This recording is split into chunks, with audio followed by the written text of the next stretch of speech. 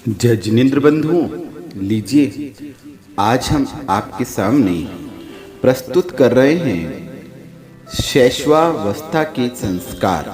अभी तक वाचन में आपने गर्भावस्था के संस्कार सुने, जो हमने लगभग 22 वाचन में पूर्ण किए।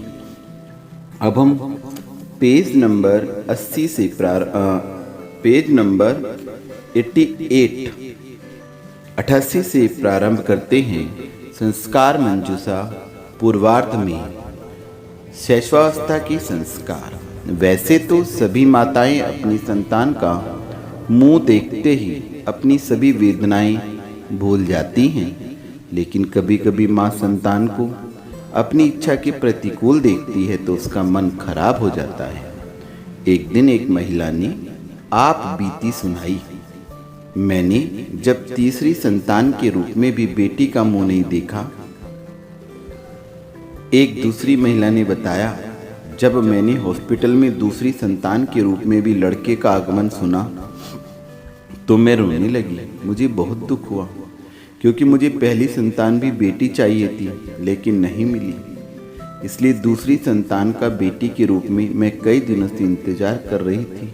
आदि कोई बेटी का मुंह देखना चाहता, कोई बेटे का मुंह देखना चाहता। आप सोचें, क्या आपके यहाँ बेटे या बेटी का जन्म लेना उनका दोष है? नहीं, आपने ही पूर्व में कुछ ऐसा किया है या अज्ञानता से ऐसा हो गया है। उसी परमात्म वृत्ति अज्ञान संक्लेश का फल है कि आपको इच्छित फल की प्राप्ति नहीं हुई है। वर्तमान में भी आपने कुछ असावधानी बरती है, इसीलिए जो आप चाहते थे वह नहीं हुआ। श्री कृष्ण की पटरानी रुक्मणी का जीव पूर्व भाव में अज्ञानता से खिलौना समझ खिलौने के रूप में हंस के एक बच्चे को उठाकर घर ले आया और उसके साथ खेलना सुलाना आदि क्रियाएं करने लगा। जब उसकी माँ को यह मालूम पड़ा तो उसने तत्काल उसको यथास्थान पहुंचा दिया, लेकिन तब तक 16 घड़ी अर्थात 24 मिनट की एक घड़ी होती है, तो 16 घड़ी पूर्ण हो चुकी थी। इसलिए रुक्मणी को भी जन्म लेते ही 16 वर्ष तक अपनी पुत्र प्रद्युम्न का वियोग सहना पड़ा। एक लड़की ने मुझसे पूछा, माताजी, मेरे भैया को 4 लड़कियां हो चुकी हैं, क्या इसका कारण यह तो नहीं कि जब वह छोटा था उसकी किसी से लड़ाई हो गई थी, तो वह घर पर भी कई बार कहता रहता था कि उसे 9 लड़कियां होनी चाहिए, 9 लड़कियां हो जाएं तो बहुत अच्छा है। मैंने कहा, हाँ, यह कारण तो हो सकता है, क्योंकि कर्म अगले भवों में ही अपना फल दे ऐसा नियम नहीं है। उसी भव में भी कर्म अपना फल दे सकते हैं, ये उसकी स्थिति पर निर्भर करता है। और दूसरी बात, जो दूसरे के लिए कुआं खोदता है उसके लिए खाई पहले ही तैयार हो जाती है।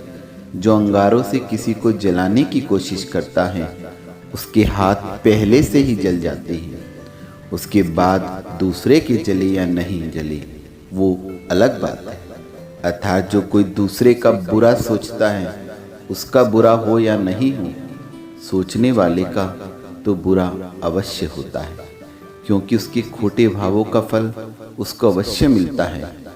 आपके भैया ने भी ऐसा कुछ अवश्य किया है, उसी का यह फल है।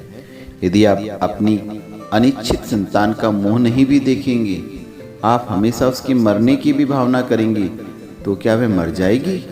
नहीं, उसका विपरीत प्रभाव यह होगा कि उस संतान में भी आपके प्रति राग द्वेष के संस्कार उत्पन्न हो जाएंगे। वह भी भविष्य में आपका मुंह नहीं देखना चाहेगा। वह भी आपको वृद्धावस्था में आपके मरने के बारे में सोचता रहेगा। तब आप कहेंगे, हे भगवान, मैंने ऐसे कौन से पाप किए हैं? मैंने तो कभी किसी का बुरा सोचा भी नहीं। फिर क्यों मेरी संतान मुझे बिल्कुल नहीं चाहती है? क्यों मेरे मरने की भावना है? मुझे मारना चाहती है, मुझे आंखों से देखना तक नहीं चाहती आदि। अतः आप अपने पति में भी उसके प्रति द्वेष उत्पन्न नहीं करी और स्वयं भी उसे अपने भविष्य का सहारा समझकर कल्पना करके कम से कम प्रेम पूर्वक तो पालें। उसके आपका कोई अतिरिक्त पैसा खर्च नहीं हो रहा है। ठीक है, आपके पास पैसा कम है तो सादा खिलावें, कम खर्च वाले स्कूल में पढ़ावें, बहुत सुविधाएं नहीं दें, लेकिन प्रेम तो दें, ताकि भविष्य में वह आपको प्रेम तो दे ही देगा। और संसार में प्रेम से बढ़कर दूसरा कोई सुख का कारण नहीं। बच्चे के जन्म लेते ही उसके प्रति माँ का सर्वप्रथम कर्तव्य होता है उसे दूध पिलाना। इस कर्तव्य को पूरा करते समय कुछ विशेष बातों का ध्यान रखना चाहिए।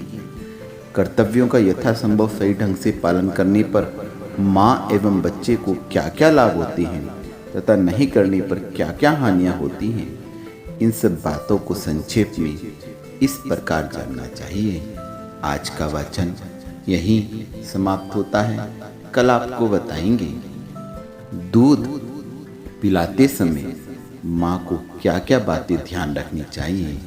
तब तक के लिए गुरु माँ विज्ञानमती माता जी और संपूर्ण आर्य का संघ के चरणों में वंदामि गुरु माँ, वंदामि गुरु माँ, वंदामि गुरु माँ।